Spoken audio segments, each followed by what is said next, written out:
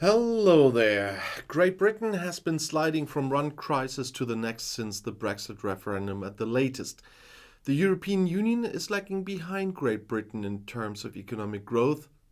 No, they are not, because a calculation by Agenda Austria shows something different. Accordingly, the real gross domestic product per capita in Great Britain has increased by only 3% since the Brexit referendum. In the EU, the increase has since been more than 3 times as high. The British are still richer per capita than Europeans, but they have become poorer in comparison, says the Agenda Austria broadcast. And it has been evident year after year since 2017 without exception. Since the EU exit referendum, per capita GDP growth in Great Britain has consistently been below that in the European Union. Since the implementation of Brexit in 2020, the backlog has become particularly obvious. According to the experts at Agenda Austria, this development cannot be attributed solely to Brexit, but a lot. Countries have come through the crises of recent years with varying degrees of success. But business investments in the UK have been developing poorly for years. The prospects for trade relations are also still uncertain. Brexit is likely to have contributed to this misery, and I say heavily. However, it's still too early for a final analysis of the long-term Brexit effect, as several crises are overlapping according to Agenda Austria. But there's a lot of Brexit in it. And with the strikes of railway workers and border control workers, the Christmas season in Great Britain ends with problems once more. Popular for Christmas shopping, the December 26th, traditionally known as Boxing Day for late Christmas shopping, drew many people to the stores. But cancelled trains due to the strike by the transport companies and full streets caused quite a lot of trouble. Border checks at some British airports and at the port of Newhaven, where ferries call from France, have also been affected by the strike, causing other problems as well as longer waiting times for passengers. For example, the British newspaper Guardian reported on a revealing email stating that while some striking border guards could be replaced by British military, they were not entitled to be trained border guards, track criminals, drug smugglers, or to detain people with forged papers.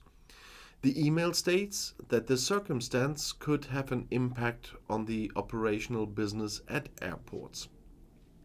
The news of repeated strikes is hitting Great Britain in particularly crisis-prone times. A few days before Christmas, the food banks in Great Britain announced that the request for food donations this year was higher than ever before. For months, people have been worried not only about rising energy prices, but also about financial policy developments in the country, which in the worst case could even cost people their houses or apartments. Then there are the food prices, which have not only risen due to inflation and the Ukraine war, but also as a result of the exit from the EU, which officially came into force almost 2 years ago. Brexit has not only caused a shortage of workers in Great Britain today, but has also torn a deep ditch in previous trade relations and massively bureaucratized important import rules. Official figures show this, for example, in a list by the International Organization for Economic Cooperation and Development, the OECD, which calculated this autumn that, compared to similarly strong economies, Great Britain was hardly able to recover from its economic low caused by the pandemic. As a result, according to the German magazine Spiegel, experts are now seeing the first sign of a rapprochement with Brussels under Great Britain's new Prime Minister Rishi Sunak, which numerous players in Great Britain's economy are already loudly demanding, although his party will not allow this. The fact that there could be a rethink in dealing with foreign workers is also demonstrated by the frequent strikes, for which the British Guardian has even set up a strike calendar on its website. Since December 7th, employees in up to 4 important sectors, that's transport, energy, post and administration, have been demonstrating, sometimes in parallel, with strikes that they no longer want to accept their current working conditions and wages, and not to forget the health sector. And so far, further strikes in the transport sector have been announced until January 7th. in the administration until January 10th, and in the healthcare sector from mid-January. So it's long not over. And Brexit does have consequences. Some always asked, how do you want to determine it's Brexit or the pandemic or the Ukraine war? There's one decisive point I already mentioned in this video. Compare Britain to other economies of their size. Compare Britain to other countries.